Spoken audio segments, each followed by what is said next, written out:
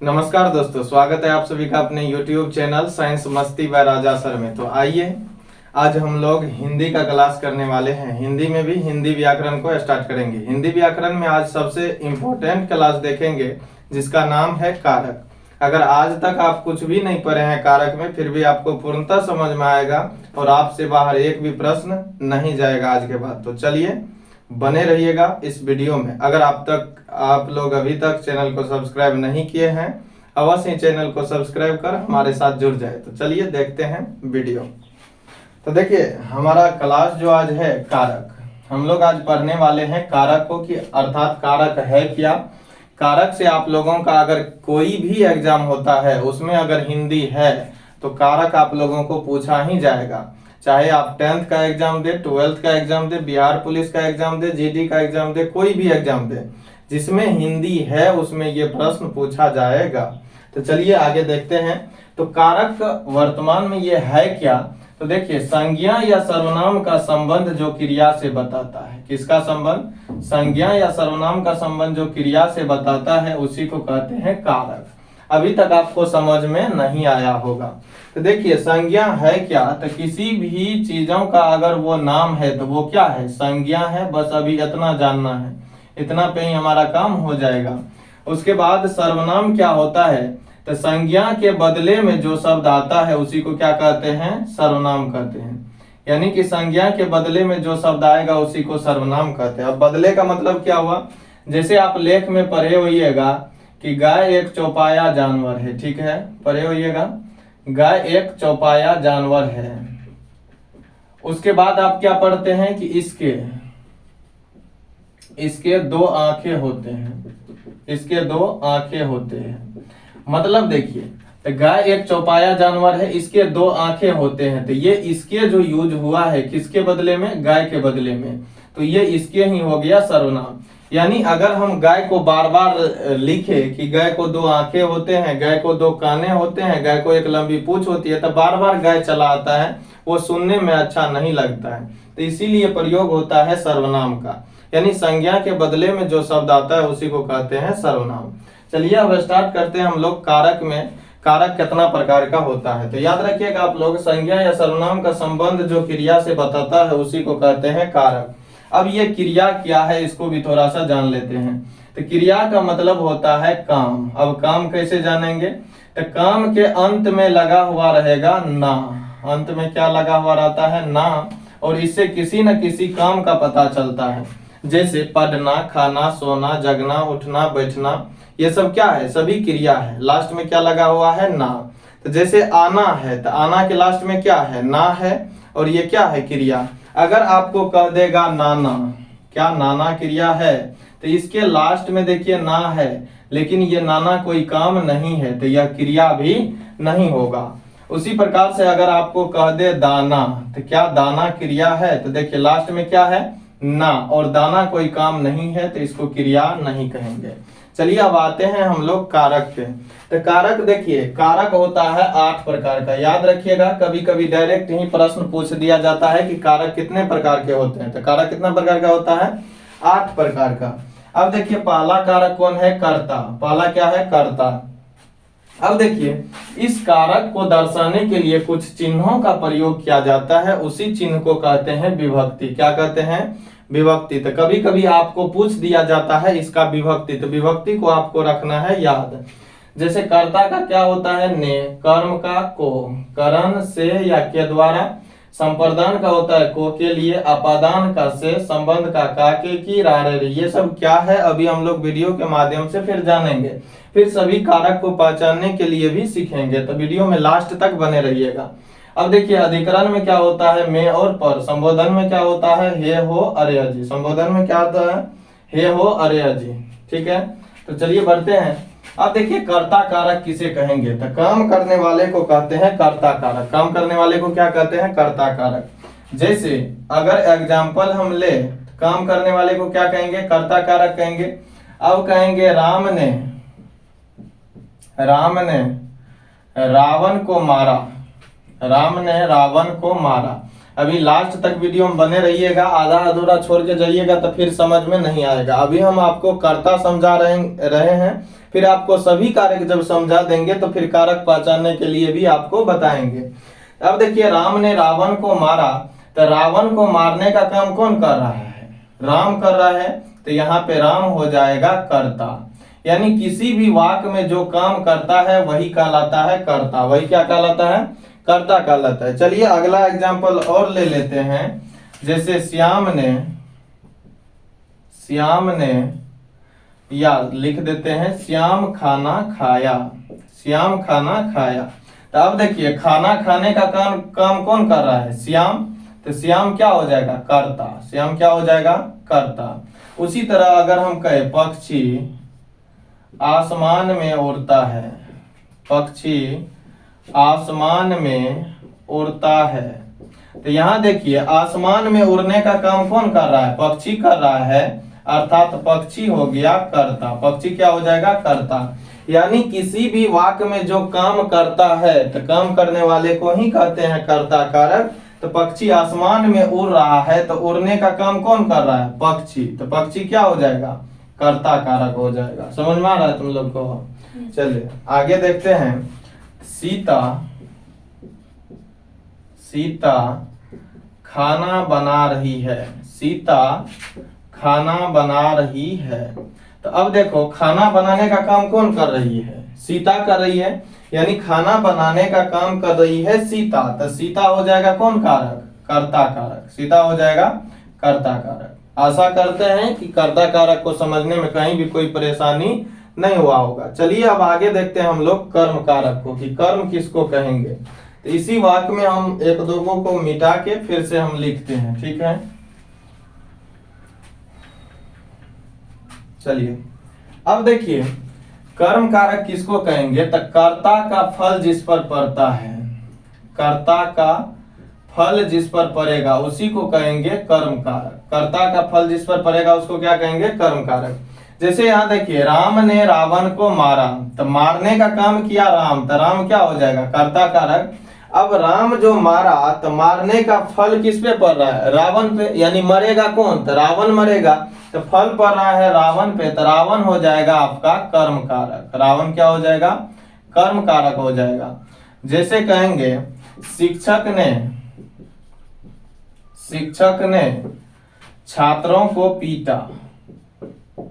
शिक्षक ने छात्रों को पीटा। गीला हो गया है, थोड़ा सा वेट कर लीजिए। तो शिक्षक क्या हो जाएगा? शिक्षक ने छात्रों को पीटा। छात्रों को पीटा। तो अब देखिए, पीटने का काम कौन कर रहा है? शिक्षक कर रहा है। तो शिक्षक क्या होगा बताइए? तो शिक्षक हो जाएगा कर्ता, क्योंकि पीटने का काम कौन कर रहा है? शिक्षक कर रहा है, तो शिक्षक हो जाएगा कर्ता कारक। अब देखिए, पीट किसको रहा है? तो छात्र को पीट रहा है, तो इसका फल किस पे पड़ेगा? छात्र पे पड़ेगा। तो ये छात्र हो जाएगा कर्म कारक। छात्र क्या हो जाएगा? कर्म कारक। ठीक है, तो अब देखिए इस वाक्य में क्या था? शिक्षक ने छात्रों को पीटा। तो पीटना एक क्रिया है, यानी काम है। अब पीटने का काम कौन कर रहा है? शिक्षक। तो शिक्षक हो गया कर्ता। अब इसका फल पड़ रहा है किस पे? छात्र पे, क्योंकि पीट रहा है छात्र को, तो फल किस पे पड़ेगा? छात्र पे। तो छात्र हो जाएगा कर्म कारक। जैसे अगर कहेंगे माँ ने फल काटी। माँ ने फल काटी। तो अब देखिए, फल को काटने का काम कौन कर रहा है? माँ। तो माँ काम कर रही है, तो माँ होगी कर्ता। माँ क्या होगी? कर्ता होगी। लेकिन माँ जो काट रही है किसको? फल को। यानी फल किस पे पड़ रहा है? फल पे। तो ये फल हो जाएगा कर्म कारक। फल क्या हो जाएगा? कर्म कारक हो जाएगा। वैसे भी आपको अगर पता नहीं चले कि कर्म किसको कहेंगे, तो आप देखिए, जैसे राम ने रावण को मारा, तो इसमें आपको लग रहा है कि राम पे कोई फल पड़ेगा। तो राम पे कोई फल पड़ने वाला नहीं है, क्योंकि राम क्या है? कर्ता है। तो कर्ता ये काम कर रहा है कौन? राम। तो राम ने रावण को मारा, मतलब राम काम कर रहा है, राम हो गया कर्ता। अब राम जो मारेगा तो फल किस पे पड़ेगा? रावण पे पड़ेगा। तो रावण हो गया कर्म कारक।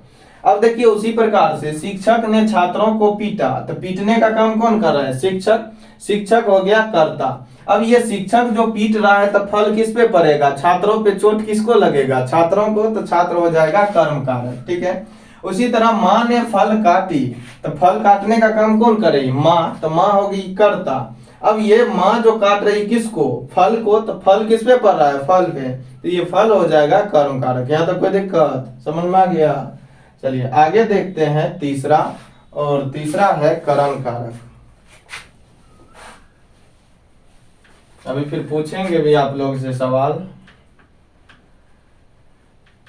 तो तीसरा कारक कौन है, करण कारक है। देखिए करण और आपादान में बहुत ज्यादा कंफ्यूजन स्टूडेंट को रहता है कि करण कारक किसको कहेंगे और ये आपादान कारक किसको कहेंगे। तो करण कारक देखिए ये यूज होता है साधन के लिए, किसके लिए यूज होता है, साधन के लिए। यानी कर्ता अगर किसी चीज के माध्यम से काम करता है, जैसे मान के चलिए हम अभी किससे लिख रहे हैं, मार्कर से लिख रहे हैं, तो मार्कर हो गया हमारा साधन, तो मार्कर को क्या कहेंगे, करण कारक। यानी कर्ता जिस साधन से काम करता है उसी को क्या कहेंगे, करण कारक। कर्ता जिस साधन से काम करता है उसे करण कारक। जैसे कहेंगे राम ने कलम से पत्र लिखा, राम ने कलम से पत्र लिखा। अब देखिए पत्र लिखने का काम कौन कर रहा है, राम, तो राम हो गया कर्ता। अब देखिए राम जो पत्र लिख रहा है किस साधन से, यानी किस चीज से लिख रहा है, तो कलम से लिख रहा है, तो कलम हो जाएगा कौन कारक, करण कारक। जैसे कहेंगे राम ने रावण को तीर से मारा, राम ने रावण को तीर से मारा, राम ने रावण को तीर से मारा। अब देखिए मारने का काम कौन कर रहा है, राम, तो राम हो गया कर्ता, राम क्या हो जाएगा, कर्ता हो जाएगा। अब राम जो मारा किसको मारा, फल किस पे पड़ेगा, तो रावण पे पड़ेगा, तो रावण हो जाएगा यहाँ पे कर्म, रावण क्या हो जाएगा, कर्म। अब देखिए राम जो रावण को मारा तो इसका फल किस पे, राम जो मारा तो रावण पे फल पड़ा, तो रावण हो गया कर्म कारक। अब राम रावण को जो मार रहा था, ये मारने का साधन क्या था, तो मारा कौन चीज से, तीर से, तो यही तीर हो जाएगा करण कारक। तीर क्या हो जाएगा, करण कारक। अब देखिए ये जो चिन्ह होता है से या के द्वारा, ये कोई जरूरी नहीं कि आपको हमेशा लगल रहबे करेगा, ये लगा भी हो सकता है या नहीं भी लगा हो सकता है। जैसे राम ने रावण को तीर से मारा, तो यहाँ तो अभी से लगा हुआ है, तो आप क्या कर दीजिएगा, करण कारक। कभी कभी ये लगा हुआ नहीं भी रहेगा कहीं कहीं किसी वाक्य में, यानी कारक के साथ। तो आपको बस कंसेप्ट को ध्यान में रखना है कि कर्ता जिस साधन से काम करेगा उसी को कहेंगे करण कारक। जैसे कहेंगे शिक्षक ने छात्रों को छरी से पीटा, शिक्षक ने छात्रों को छरी से पीटा।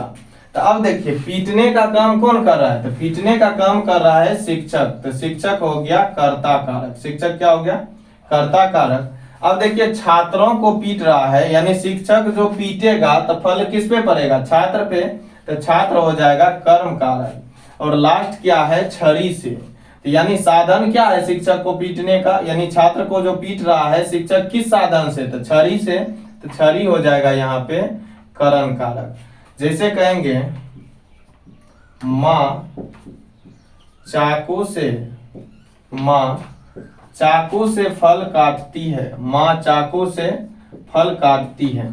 अब देखिए फल काटने का काम कौन कर रही है, माँ, तो माँ हो गई कर्ता, माँ क्या होगी, कर्ता।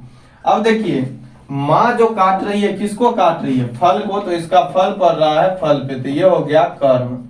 अब माँ फल को किस साधन से काट रही है, तो वो काट रही है चाकू से, तो चाकू हो जाएगा यहाँ पे करण कारक। चाकू क्या हो जाएगा, करण कारक। आशा करते हैं आप लोगों को ये समझ में आया होगा। अब आप लोग के लिए एक क्वेश्चन देते हैं, बताइएगा। जैसे बच्चे बस से विद्यालय जाते हैं, बच्चे बस से विद्यालय जाते हैं। अब बताइए इसमें करण कारक कौन हो जाएगा। तो सबसे पहले देखिए बच्चे बस से विद्यालय जाते हैं, विद्यालय जाने का काम कौन कर रहा है, बच्चे। अर्थात बच्चे हो जाएगा कर्ता कारक। बच्चे क्या हो जाएगा? कर्ता कारक। अब देखिए इसका साधन क्या है, तो ये विद्यालय जाने का साधन है बस, यानी बस से जा रहा है, तो बस हो जाएगा आपका करण कारक, क्योंकि साधन क्या है? बस है, तो बस हो जाएगा आपका करण कारक। ठीक है, आशा करते हैं आपको कर्ता, कर्म और करण समझ में आ गया होगा।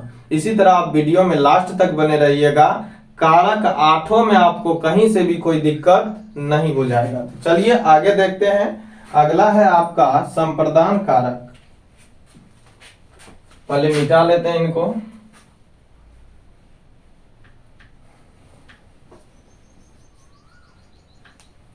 चलिए अब देखिए संप्रदान कारक क्या होता है।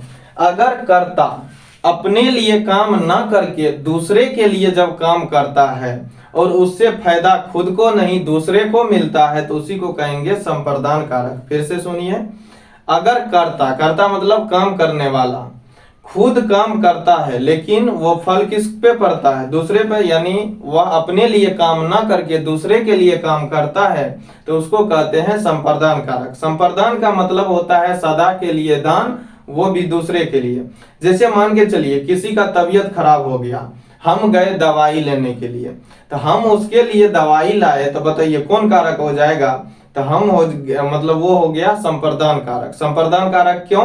क्योंकि वह दवाई हम अपने लिए नहीं लाए हैं, दूसरे के लिए लाए हैं, इसीलिए वह होगा संप्रदान कारक। यानी कर्ता जब अपने लिए कोई काम ना करके दूसरे के लिए काम करता है, उसी को कहते हैं संप्रदान कारक। तो चलिए समझते हैं वीडियो के माध्यम से। जैसे हम कहेंगे सोनू ने माँ के लिए दवाई लाई। माँ के लिए, सोनू ने माँ के लिए दवाई लाया। तो अब देखिए यहाँ दवाई लाने का काम कौन कर रहा है? सोनू। तो सोनू हो गया कर्ता कारक। सोनू क्या हो गया? कर्ता कारक, क्योंकि यह काम कर रहा है दवाई लाने का। अब देखिए सोनू जो दवाई ला रहा है किसके लिए? माँ के लिए। किसके लिए? माँ के लिए। मतलब वह अपने लिए कोई काम नहीं कर रहा है, अपने फायदा के लिए नहीं कर रहा है, दूसरे के फायदा के लिए कर रहा है, तो यहाँ होगा संप्रदान कारक। और संप्रदान का चिन्ह देखिए क्या होता है? को या के लिए।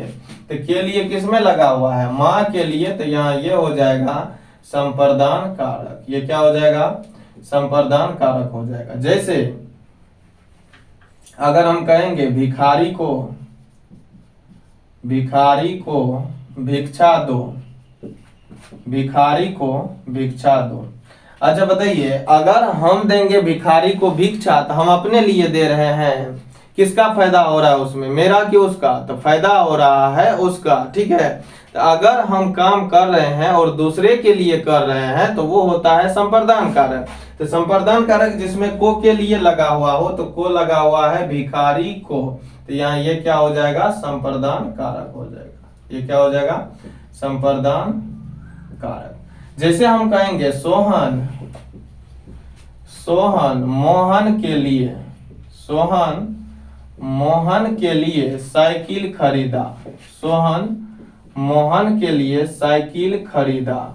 तो अब देखिए यहाँ काम कौन कर रहा है खरीदने का? सोहन। तो सोहन होगा कर्ता। अच्छा बताइए, सोहन अपने लिए काम कर रहा है, यानी सोहन जो काम कर रहा है साइकिल खरीदने का, उससे किसको फायदा है? सोहन को कि दूसरे व्यक्ति को? तो ये फायदा है दूसरे व्यक्ति को, यानी सोहन अपने लिए काम ना करके दूसरे के लिए करता है। तो यहाँ पे हो जाएगा ये संप्रदान कारक। यानी संप्रदान कारक में क्या? को के लिए, यानी मोहन के लिए साइकिल खरीद रहा है, अपने लिए नहीं खरीद रहा है, तो ये हो जाएगा आपका संप्रदान कारक।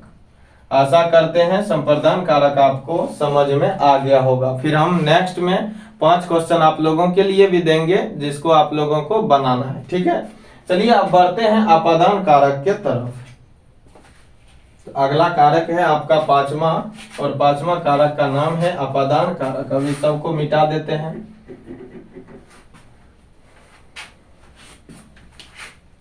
चलिए अब देखिए अपादान कारक। अपादान कारक को आपको मुख्य रूप से याद रखना ही रखना है। अपादान और करण कारक ये दोनों में काफी ज्यादा कंफ्यूजन सब दिन बचा ही रह जाता है, तो उस कंफ्यूजन को पहले आप दूर कीजिए। तो अपादान कारक किसको कहेंगे? तो अपादान का मतलब याद रखिएगा, जब भी अलग या जुदाई का बोध हो, अलग या इसी को क्या कहते हैं जुदाई का बोध हो, तो वहां पे होता है अपादान कारक, लेकिन अस्थिर वस्तु कहलाएगा अपादान कारक। अब देखिए अपादान और करण में दोनों में क्यों ज्यादा कंफ्यूजन रहता है, क्योंकि करण का भी चिन्ह होता है से और अपादान का भी चिन्ह होता है से। तो चलिए देखते हैं, जैसे अगर हम कहेंगे पैर से पत्ते गिरते हैं, पैर से पत्ते गिरते हैं, तो जब भी दो वस्तु जुदा या अलग हो रहा हो तो अस्थिर वस्तु कहलाएगा अपादान कारक। अस्थिर वस्तु क्या कहलाएगा? अपादान कारक। तो देखिए पैर से पत्ते गिरते हैं, तो पैर से पत्ता क्या हो रहा है? अलग हो रहा है, मतलब पैर अस्थिर है और पत्ता क्या हो रहा है? अलग हो रहा है, यानी पैर और पत्ता दोनों अलग हो रहा है। तो जब भी अलगाव का बोध होगा तो वो होगा अपादान कारक। लेकिन इसमें अपादान कौन होगा? पैर से या पत्ते। तो देखिएगा जब भी दो वस्तु अलग हो रहा हो तो जो वस्तु अस्थिर रहता है उसी को कहेंगे अपादान कारक। जैसे पैर से पत्ते गिरते हैं तो पैर है अस्थिर, तो पैर से ये हो जाएगा अपादान कारक, ये हो जाएगा अपादान कारक। अब देखिए अगर हम कहेंगे सोहन कलम से लिखता है, सोहन कलम से लिखता है। अब बताइए इसमें कौन होगा अपादान कारक? एक बार सोचिए फिर जवाब दीजिए। आप अगर सोच रहे हैं कलम से तो आपका आंसर गलत है, यहीं पे आप कर देते हैं गलती। अब देखिए सोहन कलम से लिखता है, तो बताइए क्या सोहन कलम को छोड़ करके लिख रहा है? जैसे हम अभी मार्कर से लिख रहे हैं, मार्कर को छोड़ देंगे तो लिख पाएंगे? नहीं लिख पाएंगे। तो सोहन कलम से लिखता है, यानी लिखने का ये साधन है कौन? कलम। तो जब साधन का बात होगा तो वो अपादान नहीं करण कारक होगा, अर्थात ये कलम से हो जाएगा करण कारक। आशा करते हैं आपका कंफ्यूजन कुछ ना कुछ जरूर दूर हुआ होगा। अब लेते हैं जैसे छत से बच्चे कूद पड़े, छत से बच्चे कूद पड़े। तो अब बताइएगा छत से बच्चे कूद पड़े, यानी छत से बच्चा अलग हुआ कि नहीं हुआ? तो बिल्कुल अलग हुआ, क्योंकि जब कूद गया तो छत से कूदा तो छत से बच्चा क्या हो रहा? अलग। तो यहाँ पे बताइए छत होगा अपादान कारक कि बच्चे होगा अपादान कारक? तो आपको बताए हैं जब भी दो वस्तु अलग हो रहा हो, तो जब दो वस्तु अलग होगा तो मुख्य रूप से जो अस्थिर है वस्तु, यानी छत क्या है? अस्थिर, और बच्चा वहां से अलग हो रहा है, तो छत हो जाएगा आपका अपादान कारक। छत क्या होगा? अपादान कारक हो जाएगा। यहां तक आपको कोई दिक्कत नहीं हुआ होगा। तो याद रखिएगा जब भी दो वस्तु अलग हो रहा हो तो अस्थिर वस्तु कहलाएगा अपादान कारक। जैसे आप है बुआ है, ठीक है, और आपकी गर्लफ्रेंड यानी क्या है? गर्ल है, ठीक है। अब ये दोनों में क्या है? लव यानी प्यार है। तो अब देखिए दोनों जो आप प्यार कर रहे हैं तो फिर क्या हो जाता है? कभी ब्रेकअप हो गया, तो ब्रेकअप हुआ, अगर ये लड़की छोड़ के आपको गई है तो आप हो गए कौन कारक? अपादान कारक। आप क्या हो गए? अपादान कारक। अगर आप उसको छोड़ के चले आए हैं तो फिर आप हो गए कौन कारक? वो हो गई अपादान कारक। यानी जब भी दो वस्तु रहेगा और जो अस्थिर रहेगा उसको कहेंगे अपादान कारक, जो अलग हो रहा है उसको। जैसे अगर हम कहेंगे मार्कर को अब गिरा रहे हैं यहां से, जैसे बोर्ड से मार्कर को क्या कर रहे हैं? गिरा रहे हैं। तो जैसे ही बोर्ड से मार्कर को गिराएंगे तो बोर्ड तो अस्थिर रहेगा और मार्कर क्या हो रहा है? इससे अलग हो रहा है। तो ये मार्कर तक गिर गया लेकिन अस्थिर कौन है? बोर्ड से। तो बोर्ड हो जाएगा आपका अपादान कारक। आशा करते हैं आपको समझ आ गया होगा। चलिए आगे देखते हैं, और अगला है आपका छठा नंबर। बस दो कारक और बचा है। अब देखिए आपका अगला है संबंध कारक। अगला कारक का नाम क्या है? संबंध कारक। अब देखिए संबंध में क्या होता है? एक शब्द या एक शब्द का संबंध दूसरे शब्द से, या एक वाक्य का संबंध होता है दूसरे वाक्य से, तो उसको कहते हैं संबंध कारक। जैसे अगर हम कहेंगे राम का भाई श्याम है, राम का भाई कौन है? श्याम है। तो अब बताइए राम का संबंध किससे है? श्याम से है। राम का संबंध श्याम से। तो जब भी एक वाक्य का संबंध दूसरे वाक्य से या एक शब्द का संबंध दूसरे शब्द से हो तो वहां पे कारक की बात करें तो होता है संबंध कारक। जैसे राम का भाई श्याम है तो राम का संबंध किससे? श्याम से। तो अब प्रश्न उठता है कि यहाँ पे राम होगा संबंध कारक कि श्याम होगा संबंध कारक? तो देखिए जिसमें का के की या रा रे री लगा हुआ हो वही होता है संबंध कारक। जैसे में यहाँ पे राम का है तो का किस में लगा हुआ? राम में, तो ये हो जाएगा संबंध कारक। ये क्या हो जाएगा? संबंध कारक हो जाएगा। तुम लोग को समझ में आया? समझ में आ रहा है? और नहीं समझता है तो बोलिए। अब देखिए तो राम का भाई श्याम है तो राम का क्या हो जाएगा? संबंध कारक। जैसे कहेंगे मेरा कुत्ता काला है, मेरा कुत्ता काला है। ये रा रे री का मतलब क्या होता है? मेरा, मेरे या मेरी। तब देखिए मेरा कुत्ता काला है, तब देखिए मेरा संबंध किससे है? कुत्ता से है। मेरा संबंध किससे? कुत्ता से। तो मेरा कुत्ता यानी मेरा संबंध है कुत्ता से, तो यहाँ पे मेरा कुत्ता क्या हो जाएगा? संबंध कारक हो जाएगा। कोई दिक्कत यहाँ तक? उसी तरह अगर कहेंगे सोहन की माँ बीमार है, सोहन की माँ क्या है? बीमार है।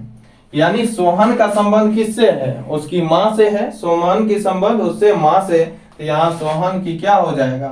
संबंध कारक, संबंध कारक। यहाँ तक कोई दिक्कत?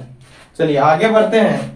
तो अगला है आपका अधिकरण कारक। अगला कौन है? अधिकरण कारक। तो अब समझते हैं हम लोग अधिकरण कारक को। तो चलिए अधिकरण कारक किसको कहेंगे तो पहले सुनिए। अधिकरण कारक जिसमें क्या हो? एक वस्तु दूसरे वस्तु पे आश्रित हो। यानी एक वस्तु किस पे आश्रित हो? दूसरे वस्तु पर आश्रित हो। दूसरे वस्तु पर क्या हो? आश्रित हो मतलब निर्भर हो, तो उसी को कहेंगे हम लोग कौन कारक? अधिकरण कारक। जैसे अगर कहेंगे एग्जाम्पल ले लेते हैं हम लोग। जैसे कहेंगे बच्चे खाट पर सोता है, बच्चे खाट पर सोता है। खाट समझते हैं ना, मतलब खटिया। तो बच्चे अगर खाट पर सो रहा है तो बताइए बच्चा किस पे आश्रित है? खाट पे आश्रित है, यानी खाट पर क्या हो जाएगा? आपका अधिकरण कारक हो जाएगा। चलिए देख लेते हैं अधिकरण को। तो देखिए अगर हम लिखते हैं बच्चे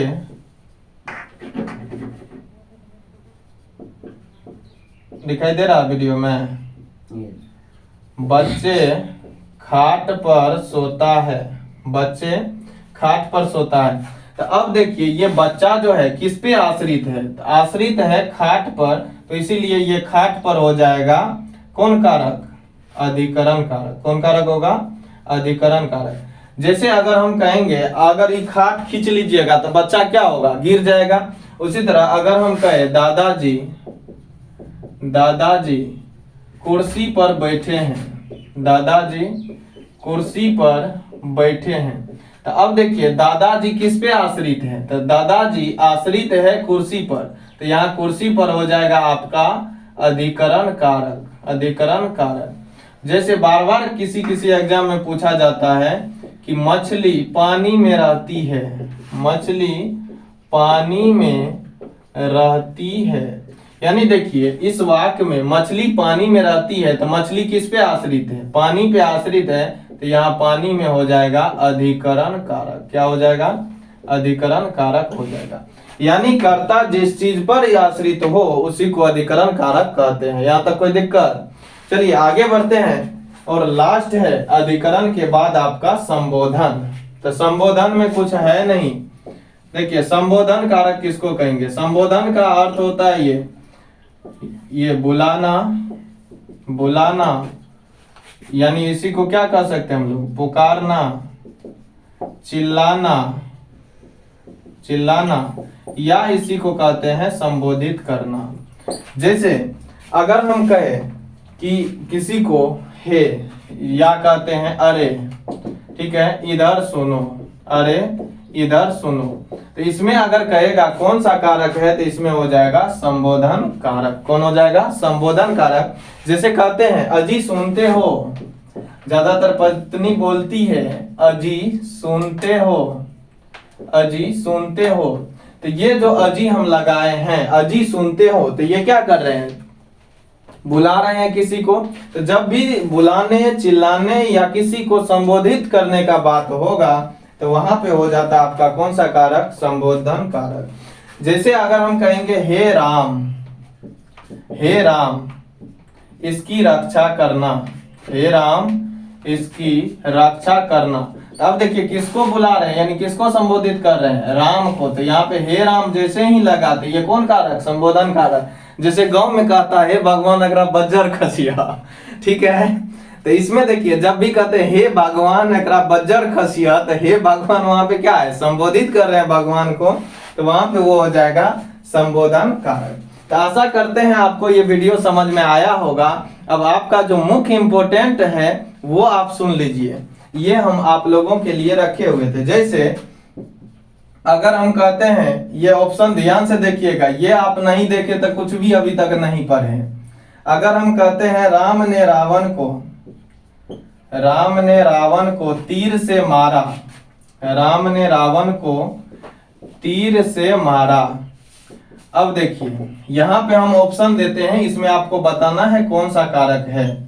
तो ऑप्शन ए देते हैं कर्ता, ऑप्शन बी देते हैं कर्म, ऑप्शन सी देते हैं करण, ऑप्शन डी देते हैं अपादान, अपादान। अब बताइएगा जरा कि इसमें हम कौन सा कहे, राम ने रावण को तीर से मारा है, तो इसमें बताइए कौन कारक होगा। तो आप कहिएगा सर जी राम ने रावण को तीर से मारा, तो मारने का काम कर रहा है राम, तो राम तो करता है, तो फिर करता होगा आंसर। फिर जब आगे पढ़िएगा आप तो कहिएगा राम ने रावण को तीर से मारा, तो राम मारने का काम कर रहा है रावण को, यानी फल किस पे पड़ रहा है, रावण पे। तो फिर यहाँ कर्म भी है, यानी आपको कर्ता भी मिला, कर्म भी मिला। फिर आगे चलिएगा तो मारने का साधन क्या है, तो तीर है, तो यहाँ कहिएगा यहाँ फिर करण भी तो होगा, लेकिन ऑप्शन में तो ऐसा नहीं है कि ए बी सी तीनों, तो ऐसा तो है ही नहीं। तब देखिए कैसे करना है, तो यहाँ से देखिए ऊपर से लास्ट वाला जो कारक मिलेगा वही होगा आंसर। मतलब अगर कर्ता भी है, कर्म भी है और करण भी है, तो हम लोग आंसर किसको मानेंगे, करण को। बातें समझ में आया कि नहीं आया? चलिए नहीं समझा, देखो जैसे दूसरा एग्जांपल लेते हैं, कहते हैं सोहन मोहन के लिए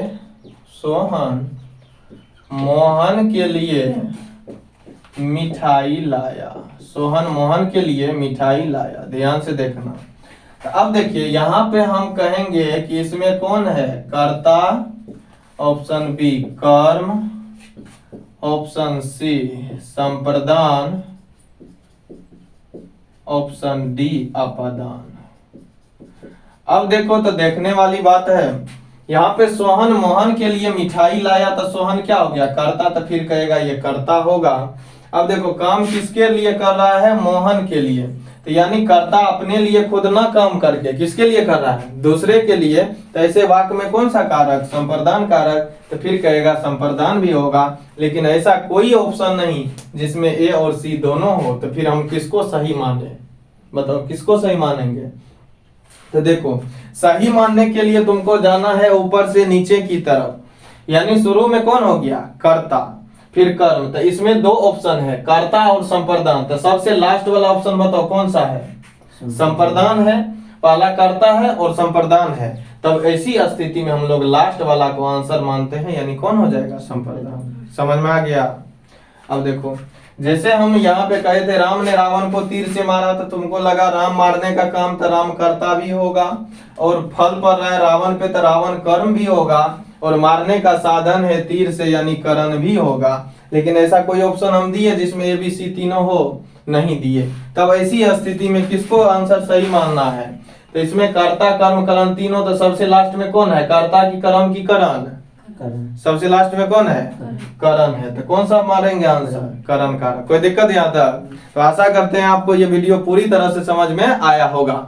अगर आप चैनल पे न्यू है तो चैनल को सब्सक्राइब कर हमारे साथ जुड़ जाए। धन्यवाद, फिर मिलते हैं अगले वीडियो में, तब तक के लिए जय हिंद।